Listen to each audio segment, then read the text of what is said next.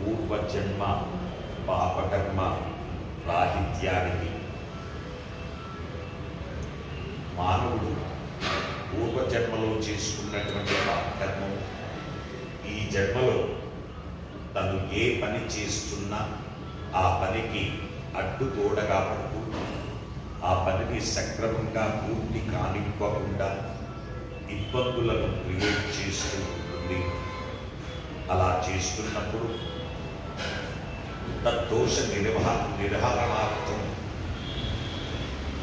శుక్రవారం రోజున మరకతంతో కొలిచిన లక్ష్మీ గణపతి స్వామి వారికి గురు హోరాలు సువర్ణ పుష్పార్చన సేవ గావించడం వలన 21 పర్యాయాలు గావించడం వలన తద్దోషం నివృత్తి అయి ఆ మానవుడు ఐహికంగా సర్వసుఖాలు అనుభవిస్తూ పరంలో మోక్షప్రాప్తిని పొందుతాడు.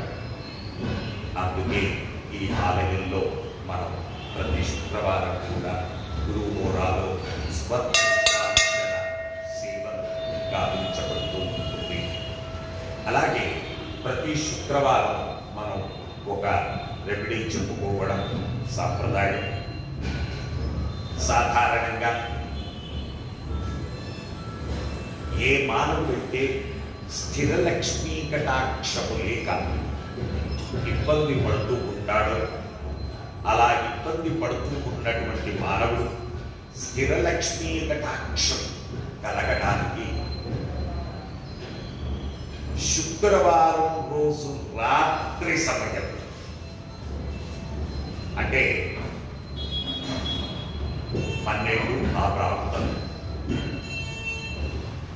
లక్ష్మీనారాయణ హృదయ పారాయణం సంపుటీకరణ యుక్తంగా చేసుకోవాలి.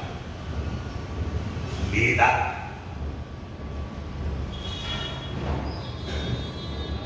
సంపుటిత శ్రీ సూక్త హవనాన్ని ఆ సమయంలో చేయాలి. సంపుటిత శ్రీ సూక్త పారాయణం కానీ లేదా లక్ష్మీనారాయణ హృదయ పారాయణం అది సంపుటీకరణలో చేయాలి. అనగా మొదలు నారాయణ, లక్ష్మి, తిరిగి నారాయణ అలా చేసినట్లయితే అలా పంచపారం ధనీ భవేత అని మనకు లక్ష్మీ హృదయంలో వివరంగా చెప్పబడుతుంది. 5 వారాలలోనే మనం కోరినటువంటి కోరిక నెరవేరుతుంది.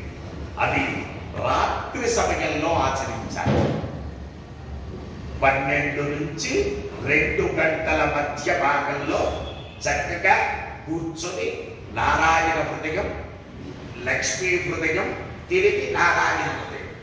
కారణం లక్ష్మి ఒక్కదాన్ని పిలిస్తే లక్ష్మీదేవి గుడ్లకూప వాహనంతో వస్తుంది. గుడ్లకూప వాహనం దరిద్రానికి చిహ్నం.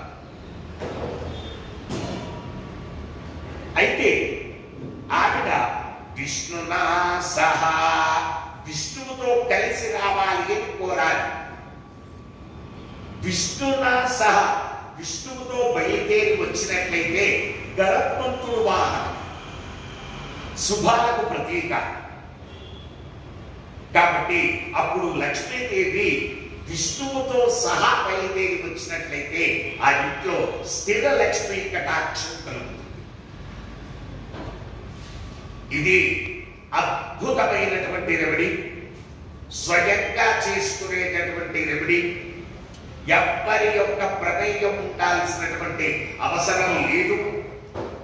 మీరు కావాలంటే చూడండి, చక్కగా మార్వాడీస్ ఆ లక్ష్మి యొక్క పూజలన్నీ కూడా రాత్రి సమయంలో చేస్తారు. అందుకే వాళ్ళ ఇళ్లలో స్థిర లక్ష్మీ కటాక్షం కలుగుతుంది.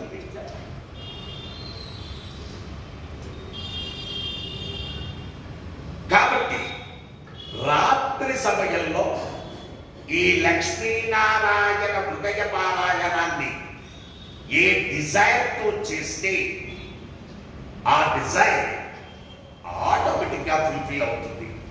వచ్చే వారం మరొక రెమెడీతో మనం కలుసుకుందాం. శుభం.